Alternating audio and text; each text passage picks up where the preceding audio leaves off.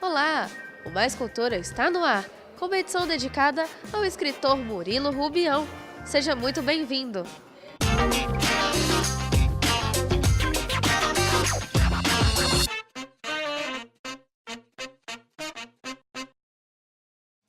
Com apenas 33 contos, Murilo Rubião é pioneiro no realismo fantástico no Brasil e deixou um legado literário que merece ser comemorado. Você confere agora uma matéria sobre uma exposição que homenageou o escritor. Um alívio em meio à correria do dia a dia. Quem estava lá parou para ver.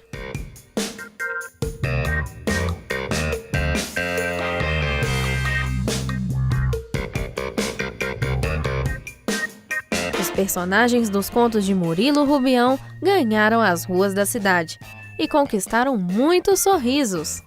Pois eu achei muito legal o uso das bicicletas, as pessoas com os balões, né? Muito massa. Achei muito legal a interação, inclusive, com os motoristas e quem passa por aqui.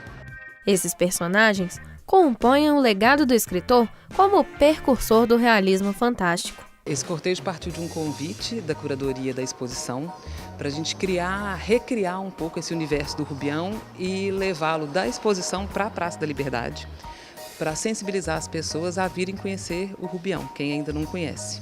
E aí a gente criou esse cortejo a partir dos personagens. Então eu sou o Murilo Rubião, e aí tem todos os outros personagens, o Mágico, a Bárbara, o Zacarias, vários personagens pontuais de diversos contos dele. E a ideia dessa dramaturgia é: os personagens fugiram da exposição e foram para a Praça da Liberdade. E aí o Murilo vai para lá para buscá-los e trazê-los de volta para a exposição. E por aqui na Biblioteca Pública tem de tudo, de fotos e cartas a documentos e objetos, que compõem a amostra em tributo ao escritor. A ideia da exposição é apresentar a vida e a obra do escritor Murilo Rubião. Então, a gente começa aqui por uma linha do tempo, que é uma cronologia ilustrada, né? Em que a gente vai mostrar desde o nascimento do escritor até os fatos mais importantes da vida. Então, a gente tem aqui documentos que contam um pouco da formação dele, né? Como ele formou na Faculdade de Direito, foi também um importante jornalista. Então, a gente começa mostrando um pouco esse processo de formação dele, né, e de uma geração que está convivendo com ele, né, uma geração, as primeiras publicações, enfim. Então a gente tem aí e começa a apontar também em alguns momentos o homem público, assim, porque o Murilo Rubião, além dele ser um escritor muito importante, que deixou uma obra e que de algum modo é uma obra, enfim, precursor assim, do realismo fantástico no Brasil. Então, além disso, ele ocupou vários cargos públicos, né? O Murilo Rubião foi criador, né, e fundador do Suplemento Literário de Minas Gerais, né, que é um importante instrumento aí de circulação, né, da literatura. Traços da personalidade de Murilo não foram esquecidos, e a verdadeira obsessão do escritor por reescrever seus textos foram representados. Tem alguns desses textos que a gente pode ver que eles foram reescritos, né? Então você tem ali o original e a gente tem as correções que ele vai fazendo ao longo da vida em cima do texto. Então você vê assim que está aqui o texto datiloscrito, né? Um texto datilografado, e ele cortando palavras e reescrevendo, né? Colocando outras palavras numa tentativa de reescrever esse conto e achar a forma mais correta. Para comemorar o centenário de Murilo Rubião, foi inaugurada uma escultura dele aqui na Biblioteca Pública, e ela vai de encontro aos 4 cavaleiros do Apocalipse. Amigos de longa data, a exposição exibiu uma série de correspondências entre os escritores mineiros, sendo algumas inéditas. Esse núcleo revela a relação do Murilo com outros escritores da sua geração. Então, desde Paulo Mendes Campos, Otto Lara Rezende, os escritores mineiros, né, que foi Fernando Sabino. Então a gente tem uma geração importante aqui de escritores, né, e que mantinham uma profícua correspondência. Então a gente tem várias cartas, telegramas, bilhetes escritos, né, em que eles comentam a literatura, ou que eles comentam a política, né, ou que eles comentam o clima da época, as relações, né, culturais, afetivas, enfim. Então a gente tem aqui uma correspondência que revela um pouco esse panorama cultural da época. Quem esteve por aqui pôde conhecer um pouco mais da trajetória de Rubião. Olha, eu tô gostando bastante. Tipo, muitas coisas que eu não vi ainda, aqui eu já vi algumas coisas bem diferentes que eu não tinha visto. Conversamos agora com o professor Kleber Cabral. Doutor e mestre em literatura, ele foi responsável pela pesquisa do catálogo educativo em homenagem ao escritor Murilo Rubião. Seja muito bem-vindo, Kleber, e obrigado por aceitar o nosso convite. Eu que agradeço o convite, Gabriela, e a oportunidade de apresentar para os espectadores um pouco da obra de Murilo Rubião. Kleber, para começar, eu queria saber um pouco de como foi que surgiu esse convite para começar essa pesquisa que resultou no catálogo educativo. Certo. A pesquisa, na verdade, já é resultado de um trabalho que eu venho fazendo sobre a obra do Murilo há mais de 10 anos e um trabalho com os herdeiros de Murilo Rubião, no caso, Silvia Rubião, sobrinha de Murilo, há mais de 7 anos. No caso, o catálogo em específico surgiu de uma necessidade que eu, como professor de literatura do ensino médio, no Cefet, observei.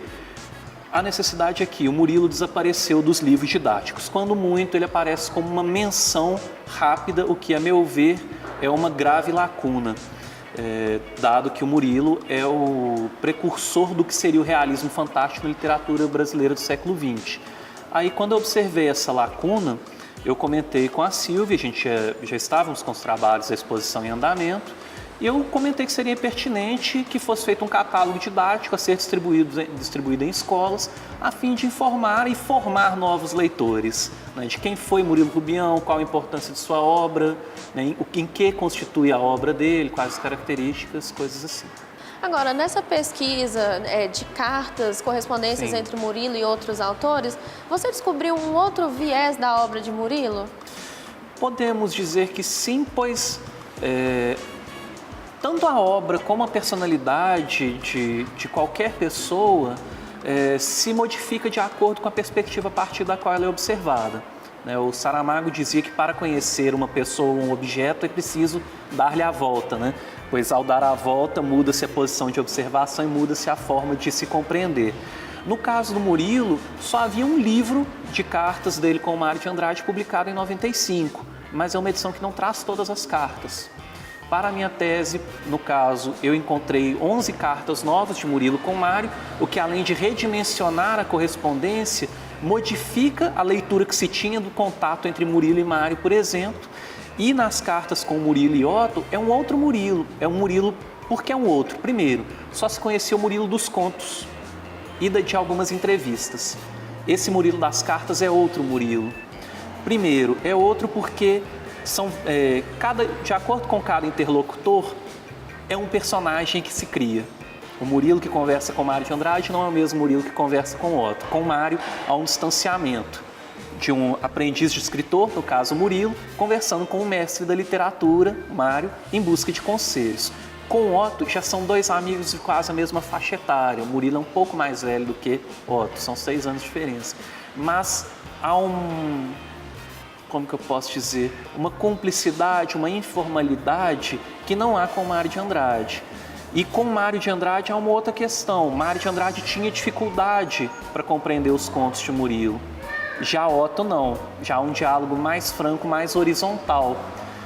E daí que há um escritor falando, Murilo falando o que ele pensava acerca da própria literatura, com um amigo, e é como se fosse um confessionário e um laboratório de criação literária. Há uma partilha da literatura, né? O que há, de certa maneira, com Mário, mas em outra chave. Daí eu penso que, apesar da resposta um pouco longa, mas penso necessária para contextualizar, sim, são outros Murilos. Pelo que você falou, existem várias facetas do Murilo. Sim. E uma coisa que me chamou muito a atenção é que ele é jornalista, que trabalha muito com a verdade e é percussor do realismo fantástico. Como que ele trafegou por essas duas áreas tão distintas? Jornalismo e literatura, vamos pensar que o jornalismo ele foi um importante laboratório textual para todos os escritores da geração do Murilo. Volto a repetir, tanto o Otto quanto o Sabino, como o Hélio Pellegrino, Paulo Mendes Campos, que foram focas algum dia, foram jornalistas algum dia, depois revolucionaram o jornalismo pela crônica. Eles revolucionaram e modificaram a crônica jornalística e a crônica literária também, né? Esse contato diário com o texto é muito importante para todos eles. É importante pelo contato diário com o texto, e isso vai acarretar a elaboração de um texto ágil e enxuto, né? Que fisgue e prenda o leitor de imediato. No caso da literatura do Murilo, que é considerada realismo fantástico, como que vai se dar então essa junção de um texto que seja um relato de uma realidade cotidiana com o relato de uma realidade que escapa à compreensão, escapa ao cotidiano, né? Ele, no caso, característica do Murilo é que um texto muito ágil, um texto sem gorduras, um texto que não coloca obstáculos à compreensão do leitor, como todo texto jornalístico tem que ser. A outra parte seria que ele consegue apresentar uma realidade reconhecível, realista de certa maneira, né, para o leitor, mas nessa realidade ocorrem fatos incomuns, ou fatos insólitos, ou estranhos, ou fantásticos. Mas a grande questão é que estes fatos incomuns não estranham ou não incomodam ao leitor. Eu queria retomar um ponto lá do início da entrevista, onde você diz que Murilo é pouco abordado no ensino médio.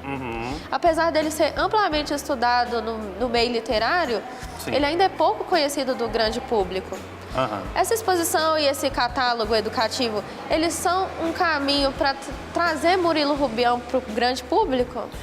Penso que sim. O que creio eu que ocorreu é que o Murilo Rubião ele foi muito lido e comentado e conhecido por uma geração. Vamos pensar que ele morre em 91. E de 91 até hoje, nós estamos em 2017, são 26 anos. 26 anos são duas gerações de leitores praticamente. Então ele é conhecido pelos leitores mais velhos, por pessoas acima de 30 anos, geralmente, mas por essa nova geração de leitores, não. Vamos pensar que isso faz parte um pouco da dinâmica da história mesmo, né? Da dinâmica da história, da literatura, a renovação do público leitor, a renovação do que é a literatura, o que se entende por literatura. Mas aí entra um pouco a nossa função como professores, pesquisadores. Ele é pesquisado na universidade, mas aí tem esse abismo, esse intervalo entre o que se pesquisa na universidade e o que se faz em sala de aula. E sim, a exposição nesse lugar que é a biblioteca pública, que é um espaço mais acessível, um espaço de elaboração de políticas de incentivo e estímulo à leitura, é importante sim para renovar tanto o que os leitores compreendem por literatura, como renovar o repertório de escritores, pois na exposição nós temos contato não só com o Murilo, mas com os amigos de Murilo, como Clarice Lispector, Pedro Nava, Carlos Drummond de Andrade. Então é uma oportunidade de reapresentar todos esses grandes escritores da literatura brasileira para esses novos leitores, né, de 9, 10, 15, 20, 30 e por que não 40, 50, 60, 70 anos, né? Então, uma oportunidade muito relevante para a gente poder pensar como fazemos política de incentivo à leitura. Eu espero que esse nosso convite, lembrando que o Murilo tem um conto muito importante, que é o convidado, né, que é esse convite à leitura, esse convite ao olhar, a pensar de outra maneira, ecoe, seja bem recebido e acolhido por todos aqueles que vierem à exposição. Infelizmente, Kleber, nosso tempo acaba aqui. E obrigado por ter aceitado nosso convite. Volte sempre, viu? Obrigado. Obrigada, você. O programa de hoje termina aqui, mas você pode conferir essas e outras edições do Mais Cultura no nosso canal no YouTube ou no tudoune.com.br. Obrigado pela sua companhia e até a próxima!